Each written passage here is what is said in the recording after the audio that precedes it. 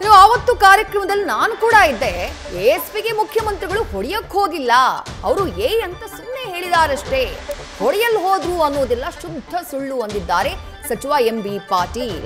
ಆ ವಿಡಿಯೋ ಹೊರತಾಗಿಯೂ ಆ ವಿಡಿಯೋದಲ್ಲಿ ಎಲ್ಲವೂ ಸ್ಪಷ್ಟವಾಗಿ ಕಾಣಿಸ್ತಾ ಇದ್ರು. ಎಂಬಿ ಪಾಟೀಲ್ ಘಟನೆ ನಡೆದು 2 ತಿಂಗಳ ನಂತರವೂ ಸಮರ್ಥನೆಗೆ ನಿಂತ್ಕೊಂಡ್ಬಿಟ್ಟಿದ್ದಾರೆ. ಧಾರವಾಡ ಎಎಸ್ಪಿ ಸ್ವಯಂ ಒಂದು ನಿವೃತ್ತಿಯನ್ನು ತಗೊಳ್ಳೋದಕ್ಕೆ ಸರ್ಕಾರಕ್ಕೆಲ್ಲ ಲೆಟರ್ ಮಾಡಿದ್ದಾರೆ. ಬಟ್ ಅದನ್ನು ಅಕ್ಸೆಪ್ಟ್ ಮಾಡೋಕೆ ಏನಾದ್ರು ಹೊರಟಿದೆ ಸರ್ಕಾರ?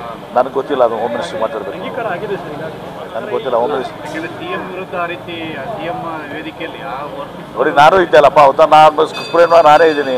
ಅವರು ಅಂತ ಅವ್ರು ಹೋಗಿದ್ದು ಹೊಡೆಯಕ್ಕೆ ಹೋಗಿದ್ದಾರೆ ಅಂತ ತಪ್ಪದು. ನಾನು ಇದು ನಾನೇ ಅವತ್ತೊಂದು ದಿವಸ ಅಲ್ಲಿ ಹೋಗಿ ಅಲ್ಲಿ ಹೋದ ಪಕ್ಕ ಅವತ್ತೊಂದು ದಿವಸ ಧಾರವಾಡ ನಾನು ಅಲ್ಲೇ ಇದ್ದೆ, ನಾನು ಅದನ್ನು ನೋಡಲಿಲ್ಲ ಅಥವಾ ಹಾಗೆ ಮಾಡಲಿಲ್ಲ. ಮುಖ್ಯಮಂತ್ರಿಗಳು ಹೊಡೆಯೋಕೆಲ್ಲ ಹೋಗಿಲ್ಲ, ಬಾರಯ್ಯ ಇಲ್ಲಿ ಅಂತ ಜೋರು ಮಾಡಿದ್ದು ಮಾತ್ರ ಅಂತಾರೆ ಎಂಬಿ ಪಾಟೀಲ್.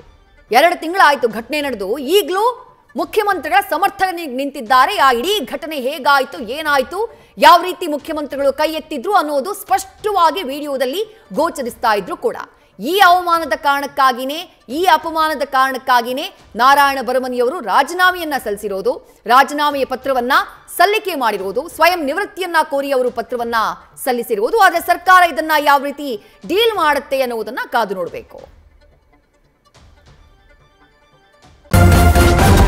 ನ್ಯೂಸ್ ಫಸ್ಟ್ ನಿರ್ಭೀತಿಯಿಂದ ನಿಮ್ಮ ಪರವಾಗಿ.